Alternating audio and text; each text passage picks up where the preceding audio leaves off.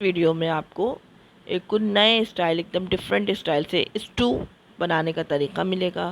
آپ اس طریقے سے بنائیے گا تو آپ یقین کریں کہ یہ میری گارنٹی ہے کہ سب گھر والوں کو بہت پسند آئے گا۔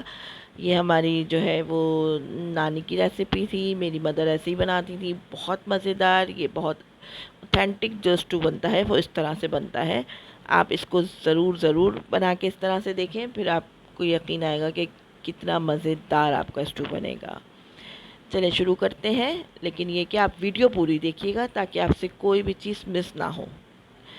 اچھا، یہ ہم نے سب سے پہلے تو گوشت لے لیا، نارمل سائز کی بوٹیاں بنائی۔ آپ چاہے تو مٹن لیں چاہے بیف لیں، لیکن اس میں ہڈی ضرور رکھیے گا، بون لیس نہیں لیجیے گا، ہڈی والا لیجیے گا، ٹھیک ہے۔ اس کے اندر آپ نے تقریباً آدھا کلو گوشت تھا میرا، تو میں نے 1.5 پاؤ کے قریب پیاز کاٹی، موٹی موٹی کاٹ لیں، رفلی سی کاٹ لیں کیونکہ اس میں سب گل جاتا ہے۔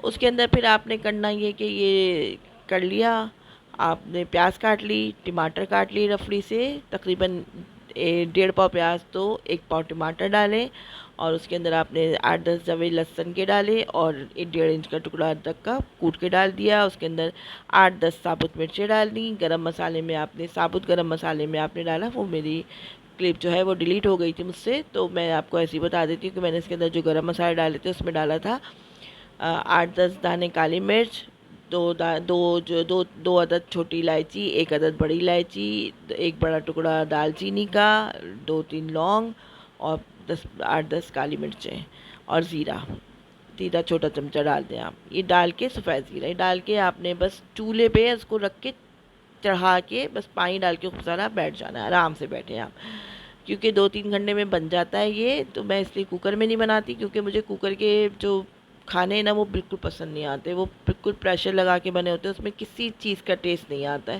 بس وہ گل ضرور جاتے ہیں لیکن ٹیسٹ لیس ہوتے ہیں۔ تو اس لیے میں کوئی کھانا کوکر میں نہیں بناتی۔ اگر آپ کی گیس آج کل ویسے ٹائمنگ تو 3 بجے سے 3 بجے سے 6 بجے تک جاتی ہے، 6 بجے جب آتی ہے تو پھر میں اس کو چڑھا دیتی ہوں، کیونکہ دن میں اتنی گرمی ہوتی ہے تو ہمت نہیں ہوتی کچن میں کام کرنے کی۔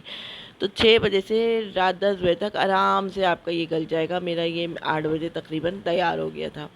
میں نے 6 بجے فوراً ہی جیسی گیس آئی میں نے فوراً چولہے پہ رکھ دیا، پانی ڈال کے، پانی کے اوپر سے سارا جو اوپر سے جھاگ سا آ جاتا ہے براؤن وہ نکال کے، پھر یہ ساری چیزیں ثابت ڈال کے چڑھا دیا تھا، چولہے پہ ڈھک کے رکھ دیا تھا۔ جب یہ گل گیا تو پھر میں نے اس کے اندر آئل ڈالا، آئل تقریباً میں نے آدھا کپ کے تقریباً آدھا کپ ڈالا، ٹھیک ہے۔ آدھا کپ ڈالنے کے بعد اس کو خوب بھونا، ہر چیز ایک دم مکس ہو گئی اس کے اندر، بالکل گل گئی، بالکل جو ہے کہ سمجھے ایک طرح سے بلینڈ ہو گئی اس کے اندر، صرف بھوننے میں۔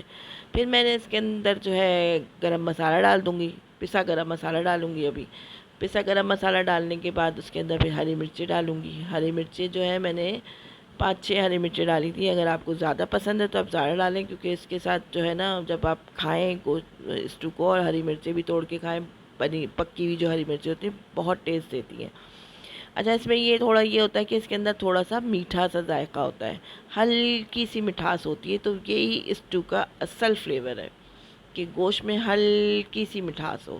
اور اگر آپ کو نہیں پسند تو آپ اس کے اندر جو ہے وہ 2-3 چمچے دہی ڈال دیں تو وہ مٹھاس ختم ہو جائے گی۔ یہ میں نے گرم مسالہ اور جو ہے یہ ہری مرچیں ڈال کے میں نے اس کو دم پہ لگا دیا تھا کہ تیل اوپر آ جائے۔ جب تیل اوپر آ گیا تو میں نے پھر اس کے اندر ڈالی جو ہے کیا کہتے ہیں اس کا ہرا دھنیا ڈال کے پھر میں نے اس کو دوبارہ سے تھوڑی دیر دم پہ رکھ دیا تھا، اور کھانے میں بہت مزے کا تھا۔ آپ کو ضرور پسند آئے گا، آپ ضرور اس ریسیپی کو ٹرائی کہ ایک دفعہ میرے کہنے پہ آپ اس ریسیپی کو ٹرائی کریں، بہت ایزی ہے۔ صرف آپ نے چڑھا دینا ہے، چڑھانے کے بعد صرف بھوننے میں جو 10-15 منٹ 20 منٹ لگتے ہیں اسی میں آپ کو کچن میں کھڑا ہونا ہے، باقی آپ آرام سے بیٹھیں۔ پھر ملتے ہیں میرے نیکسٹ ویلاگ میں۔ اللہ حافظ۔